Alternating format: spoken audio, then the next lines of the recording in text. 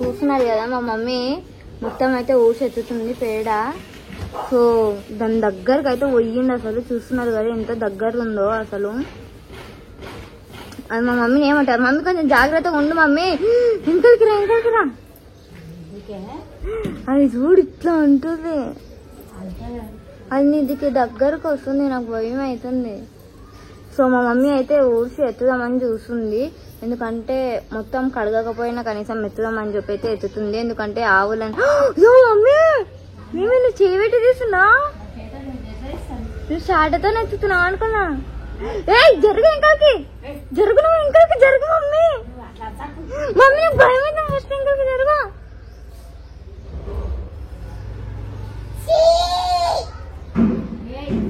చీ ఎందుకు అంటున్నావు? ఏ చెట్లు లేస్తున్నావే. ఇంకోటి ఏడుందో, ఇంకోటి ఆడుంది. ఫ్రెండ్స్ మా మమ్మీ చూస్తున్నారు కదా అసలు ఎట్లా ఊడుస్తుందో. బెజుకుంటా అది దగ్గరకు వచ్చినప్పుడల్లా ఆగి ఆగి అసలు అయితే ఊడుస్తుంది. సో ఇదంతా క్లీనింగ్ అయితే చేసేసింది. సో ఇది ఎక్కడెక్కడో వెళ్ళిపోతుంది, తిరుగుతుంది అక్కడిక్కడ. ఈ ఎద్దు అయితే ఎందుకో నాకుంటుంది, అంటే స్నానం చేసుకుంటుందేమో నాకు తెలిసి. సో మా మమ్మీ చూడండి ఎంత తిప్పల వాడైతే ఊడుస్తుంది అసలు. అవన్నీ తీసినాక ఊడవచ్చు కదా మమ్మీ, దీంట్లో తీసినాక ఇబ్బంది అవుతుందా? అవునా, ఓహో అందుకని చెప్పి ఊడుస్తుంది.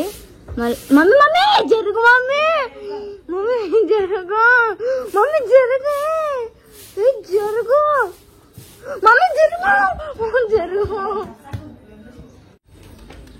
ఇంకా బిల్డప్ ఇస్తుంది చూసేసిండ్రు కదా ఫ్రెండ్స్. మా మమ్మీ దాన్ని ముట్టుకుంటున్నా అని చెప్పి బిల్డప్ అయితే ఇస్తుంది, చాలా ఓవర్ బిల్డప్. అవ్వా అవ్వా అవ్వా.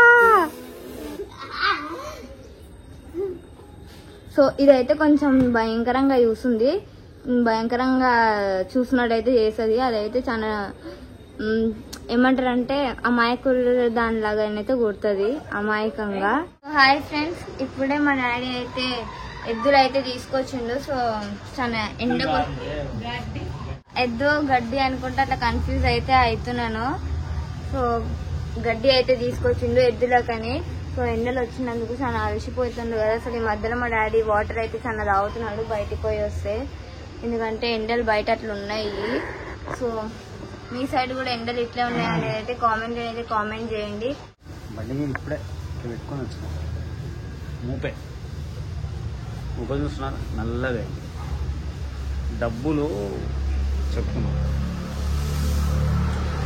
పైసలు పెడితే కూడా గడ్డి దొరుకుతలేదు, డబ్బులు పెడితే కూడా గడ్డి దొరుకుతలేదు.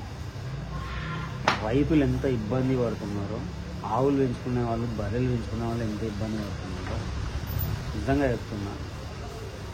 చాలా కష్టం. అంటే నేను ఒక 3 సంవత్సరాల కింద కూడా ఒక ఆవుని తెచ్చుకున్నా, నాకు చాలా ఇష్టం. ఒక్కటే ఆవుని తెచ్చుకున్నా. మా ఇంటి పక్కల వాళ్ళ బాధ పడలేక ఆవుని ఇచ్చేసిన వేరే వాళ్ళకి. ఇదంటే మన సొంత ఇల్లు. చూసినా మన ప్లేస్ ఎట్లుందో, మన ఇల్లు, మన ఆవు, మన ఇష్టం. ఇంకా ఒక మన ఎద్దులు, సారీ నాకు కూడా ఆవులనే వస్తున్నాయి, మన ఎద్దులు. ఇంకా ఒక 2 days అయితే ఆడిపోతే మన షెడ్ తయారవుతుంది, కొత్తగా షెడ్ చేపిస్తున్నా. ఎద్దుగానుగా ఆయిల్ న్యాచురల్, దాని గురించి మా దాత్రి మంచిగా రివ్యూ చేస్తుంది. కాకపోతే ఏంటంటే గడ్డి దొరకడం చాలా కష్టమైపోయింది ఫ్రెండ్స్. ఎవరికైనా గడ్డి తెలిసి ఉంటే మాకు చెప్పండి, చాలా ప్రాబ్లం అయిపోయింది. పాపం ఒక వ్యక్తి డబ్బులు కూడా తీసుకోలేదు, ఇంత గడ్డి ఇచ్చింది నాకు. ఆ పర్సన్ పాల్కొండలో ఉంటాడు, సూపర్. పైసలు ఇస్తే తీసుకోలే, అతనే గడ్డి మూప కట్టి ఇచ్చింది. ఇగో చీర, ఎవరిదో చీర, అక్కడ చీర తీసి చంద్రన్న చీరలు పెడతాయి, ఆ చీర తోటి కట్టి పెట్టింది. మా ఫ్రెండ్ ఏమంటాడు, అరే ఆఖరికి గడ్డి మూసుకుని బతుకొచ్చాను రా అంటాడు. ఎస్ అండి, హ్యాపీ అండి. గడ్డి మోసే తప్ప ఏంటి బేట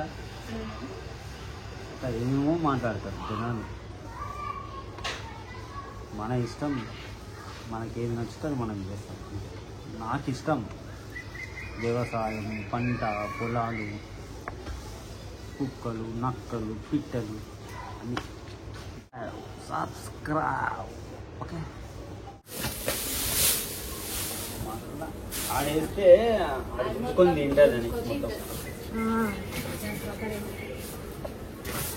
ఇంకా ఫ్రెండ్స్ ఈ గడ్డి దగ్గర చేసినాం అనుకో గుంజుకొని తింటారని చెప్పి దూరం అయితే వేస్తున్నాము. ఈ బండి తీసి ఇదంతా ఒకసారి దగ్గరికి అయితే అనాలి.